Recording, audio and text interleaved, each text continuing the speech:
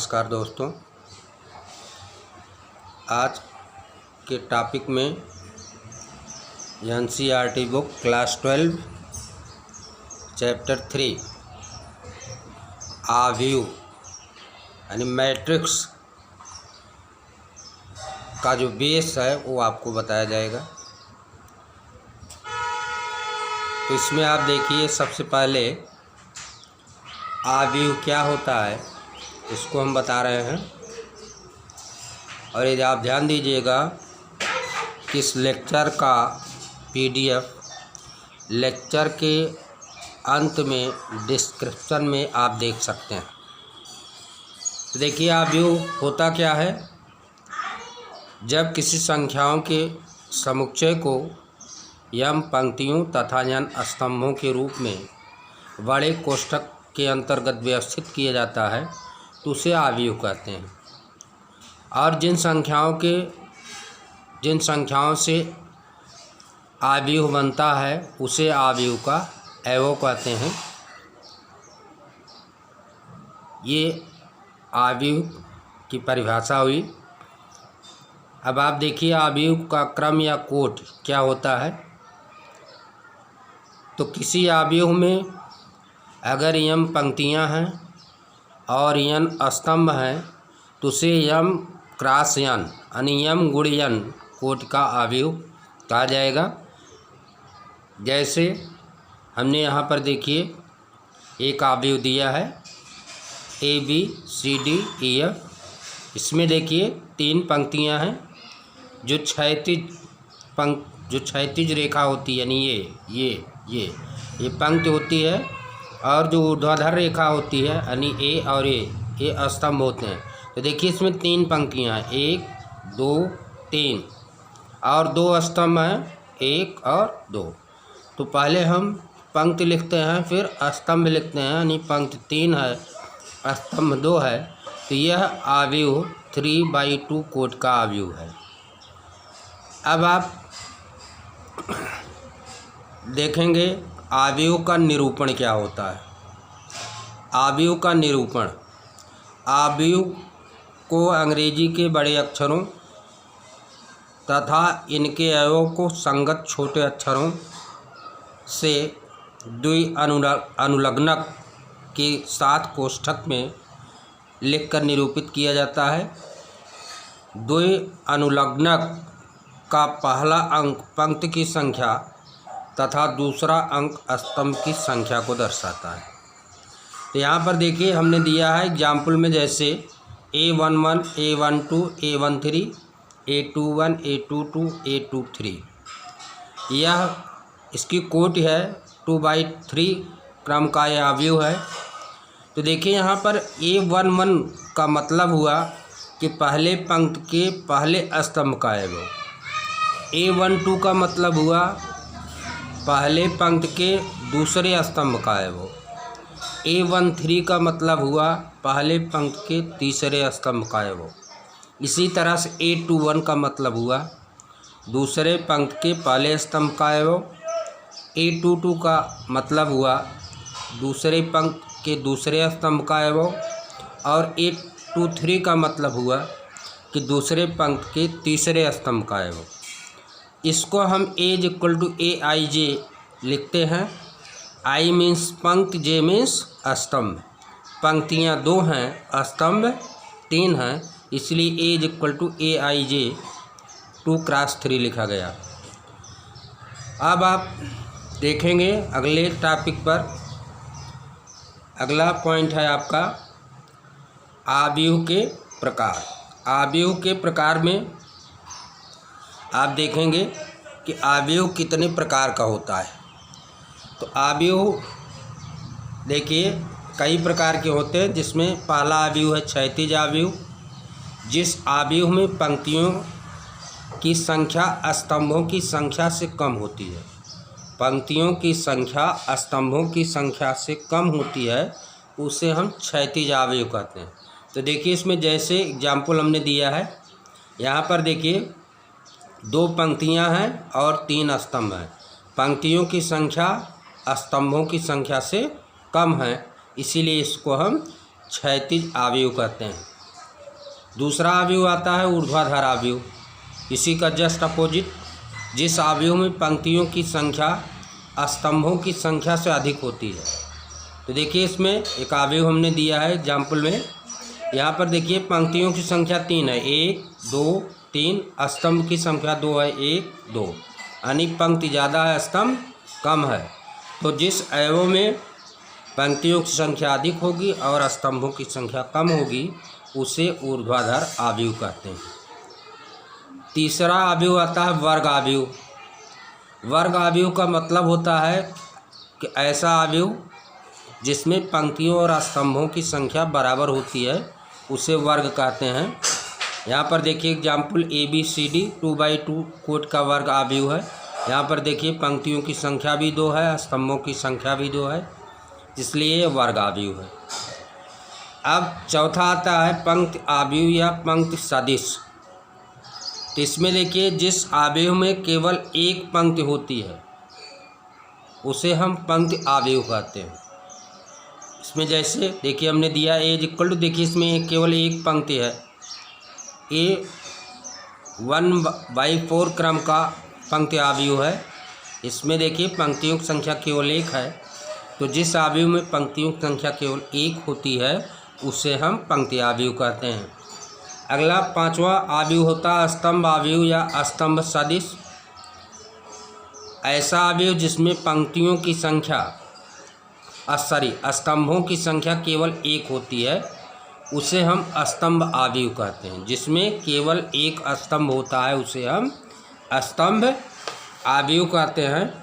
जैसे हमने एग्जाम्पल दिया है, इसमें देखिए A=, ये आपका अवयव ABC, देखिए इसमें एक स्तंभ है, ये 3/1 क्रम का स्तंभ अवयव है। अगला अवयव आता मुख्य विकर्ण, अगला पॉइंट है मुख्य विकर्ण। तो मुख्य विकर्ण क्या होता है, देखिए कोई वर्ग अवयव दिया गया है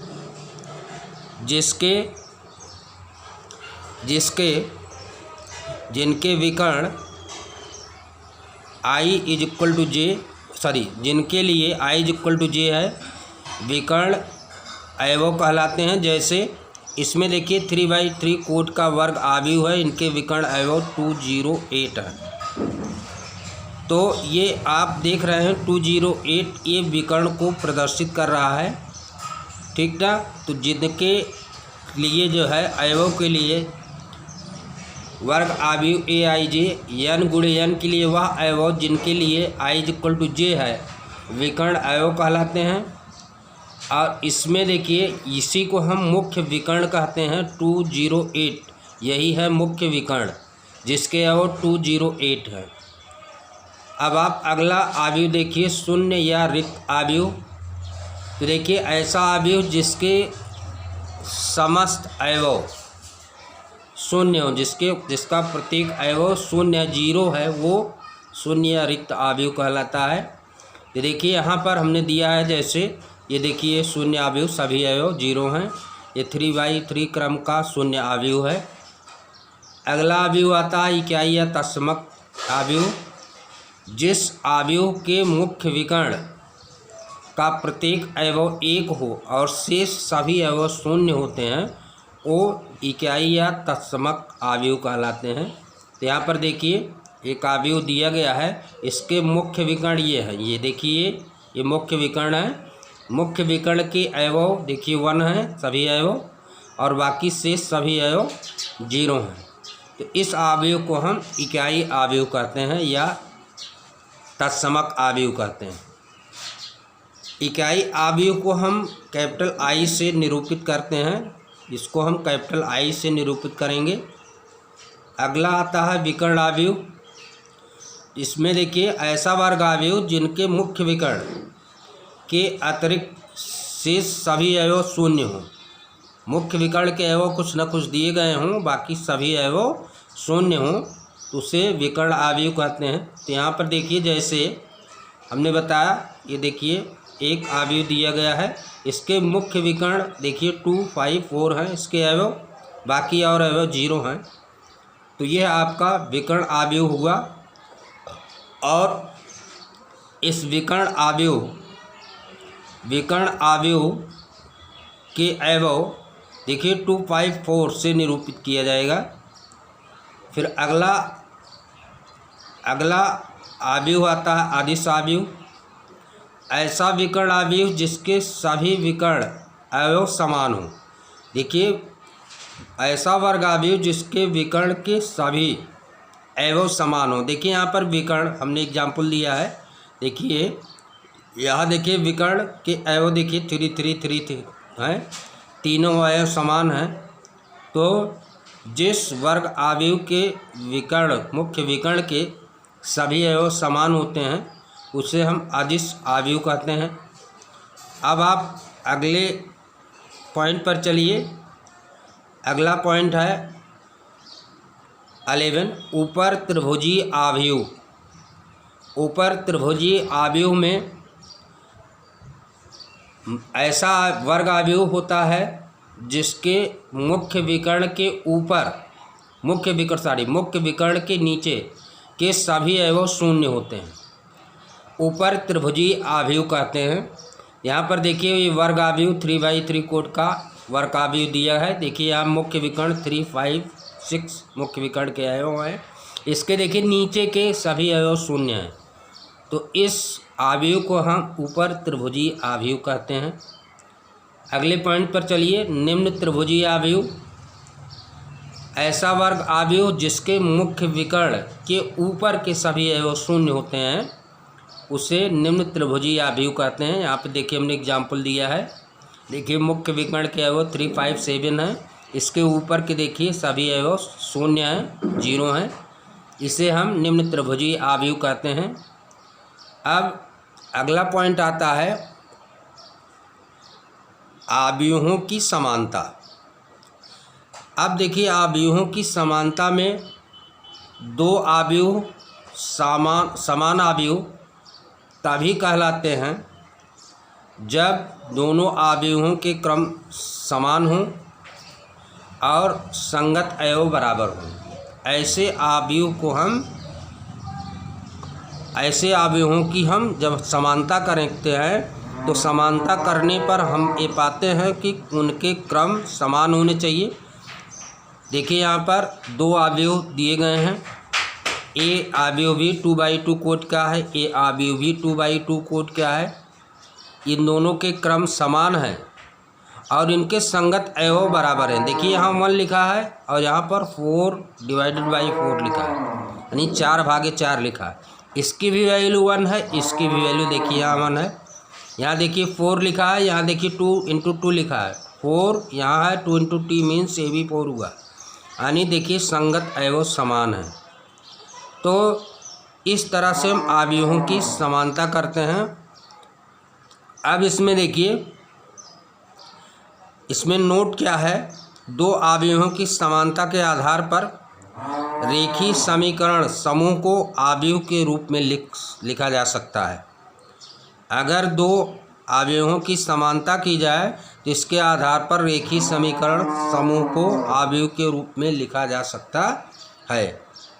अब आप आ जाइए अवयवों की संक्रियाओं पर। अवयवों की संक्रियाओं में देखिए अवयवों का योग दिया गया है।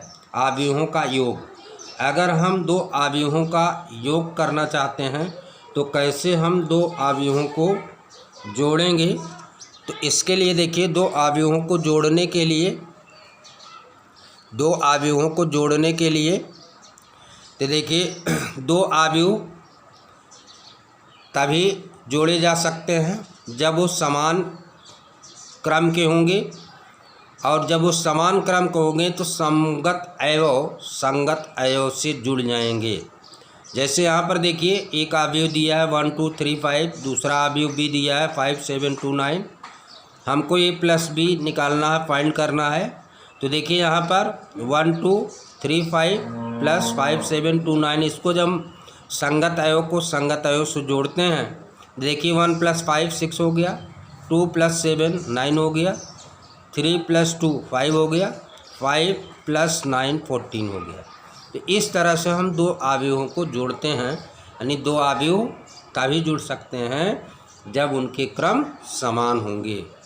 और क्रम समान होने पर जोड़ने के लिए हमको संगत अवयवों को संगत अवयवों से जोड़ देना है।